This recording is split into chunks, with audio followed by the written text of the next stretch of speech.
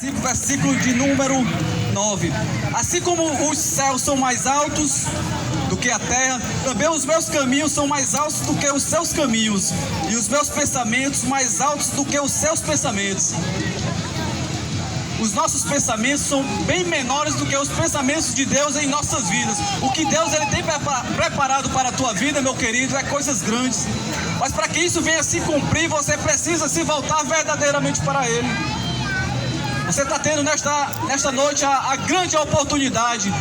A oportunidade que muitos queriam ter e infelizmente já não pode mais ter porque já se foram. E Deus está usando da misericórdia para contigo, para que você se volte verdadeiramente para Ele nesta noite. Louvado seja o nome do Senhor. Queria convidar aqui o irmão Rondinelli para dar mais uma saudação da parte do Senhor para a tua vida, para você que está ouvindo nesta noite. Louvado seja o nome do Senhor.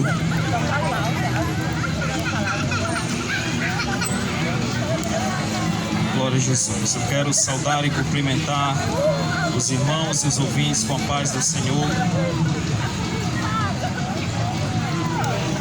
Eu já vou fazer a leitura da palavra de Deus, que encontra-se em João capítulo 3,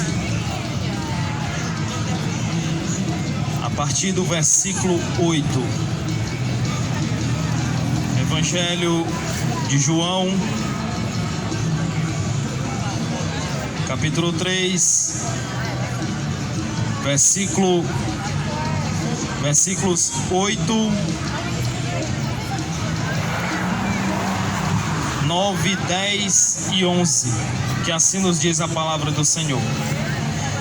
O vento sopra onde quer, ouves a sua voz, mas não sabes de onde vem, nem para onde vai. Assim é todo o que é nascido do Espírito. Então lhe perguntou Nicodemos: como pode suceder isto?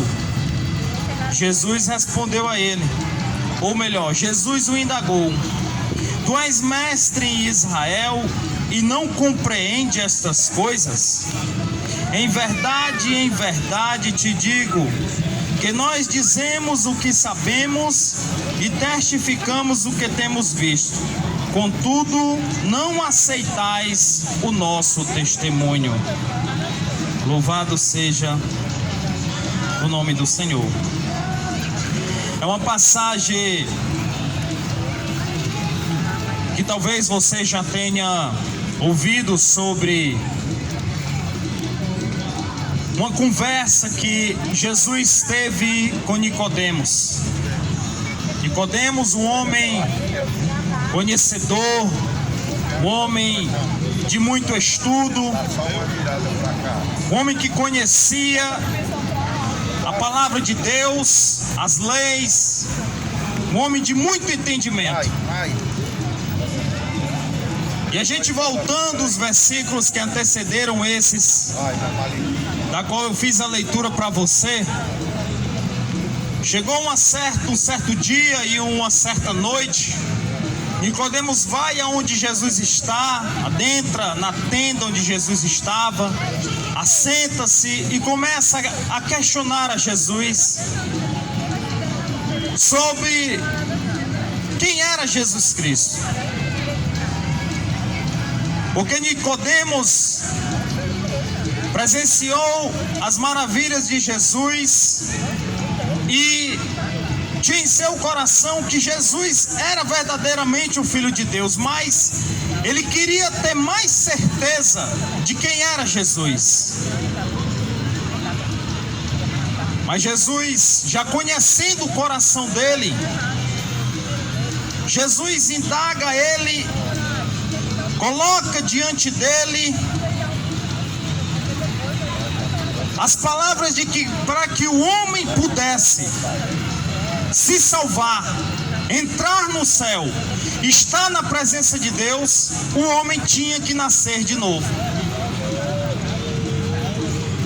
E quando Jesus ele coloca essa afirmação para Nicodemos Nicodemos retorna uma pergunta para Jesus: Senhor, mas como pode isso acontecer? Como pode o homem nascer de novo? Porventura ele pode retornar ao ventre de sua mãe, ele sendo já velho, e nascer novamente? Jesus novamente, conhecendo o coração de Nicodemos, responde a ele: o homem, Nicodemos, para ele entrar no céu, para ele ser salvo, para ele compreender a vontade de Deus para a vida dele, ele tem que nascer da água e do Espírito. E novamente Nicodemos fica sem entender o que Jesus estava falando para ele. Aí Jesus começa a falar do vento. O vento que agora você está aqui sentado ou está fazendo alguma atividade, e aí você sente essa brisa passando por você. Aí Jesus fala do vento, que o vento, ele vem, ele vai para todos os lugares. O vento, ele tem essa liberdade, ele é livre. Por que Jesus fala do vento para Nicodemos? Porque Jesus busca no vento tentar passar para Nicodemos o que Jesus estava tentando explicar para ele. Porque o vento, meus amados, o vento, ele é algo que nós não conseguimos compreender. Nós não conseguimos governar o vento. Nós não conseguimos prender o vento, guardar o vento. Ele é algo livre. Nós não sabemos de onde ele nasce, para onde ele vai, aonde ele acaba. Jesus fala do vento por quê? Porque Nicodemos estava com o seu coração naturalista na presença de Deus, na presença de Jesus Cristo. De que forma? Jesus fala para Nicodemos do espiritual. Nicodemos vem para Jesus com o material, com aquilo que é carnal, com aquilo que somente o homem hoje consegue compreender, que são as coisas naturais, as coisas carnais. Quer ver um exemplo? Você só acredita naquilo que você vê, naquilo que você pega.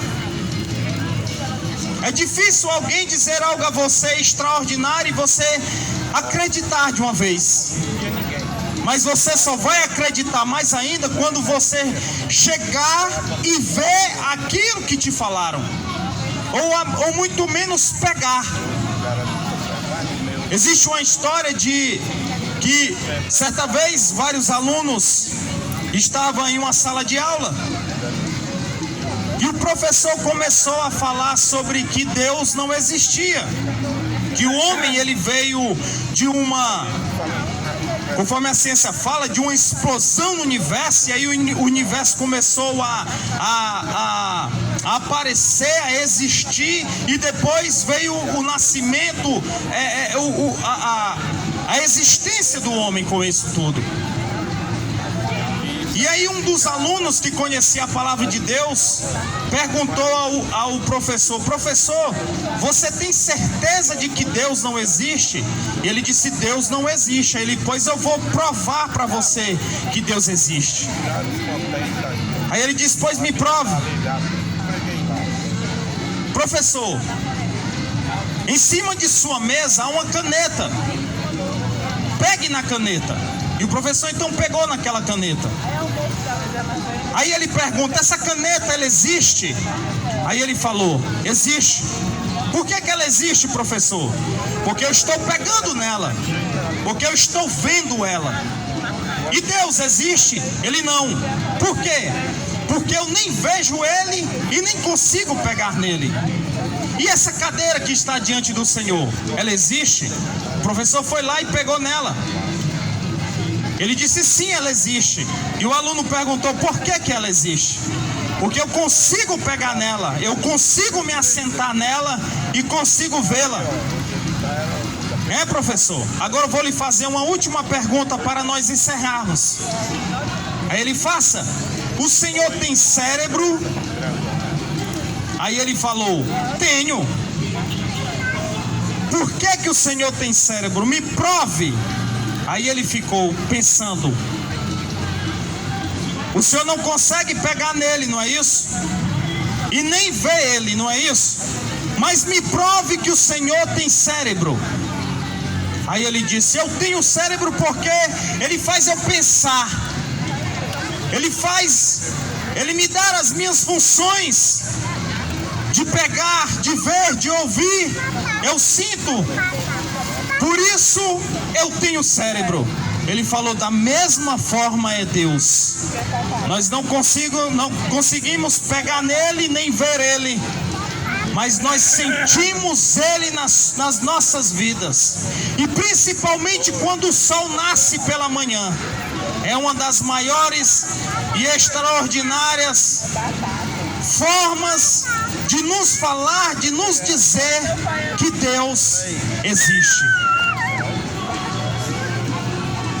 Nicodemos, diante de Jesus, não compreendia de que Jesus estava falando de algo espiritual para ele. Que o homem precisa nascer de novo, nascer da sua vida, de uma morte espiritual para uma vida em Deus, morrer para o mundo e nascer para Deus.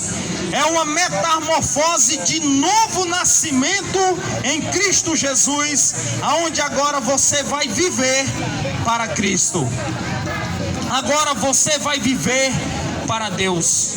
E só dessa forma o homem irá ter um encontro verdadeiro com Deus e poder morrer e ressuscitar com Cristo, e assim poder estar na presença de Deus por toda a eternidade. De outra forma não existe, meu amado. Só quando o homem aceita Jesus é que ele tem esse novo nascimento, é que ele ressuscita em Deus, é quando ele verdadeiramente compreende a vontade de Deus para a vida dele. Nós um dia demos este passo. Nós um dia estávamos mortos para Deus e um dia aceitamos a Jesus, e aí tivemos este novo nascimento da água e do Espírito para Deus, e assim compreendemos que Deus tinha um plano para a nossa vida, e esse plano ele está se cumprindo. Ele está voltando, Jesus está voltando, e em breve nós estaremos com Ele para toda a eternidade. Você também precisa, meu amado, mudar esse seu pensamento natural, esse seu pensamento carnal, e começar a compreender o espiritual para a sua vida. Porque o que está hoje distanciando o homem de Deus são os seus pecados, são os seus feitos na presença de Deus. É o homem dando ouvido à carne e se esquecendo do Espírito na presença de Deus. Você precisa deixar de que você só pode acreditar nas coisas se você poder vê-las e poder tocar nelas. Porque Jesus disse: bem-aventurado aqueles que não viram, mas creram.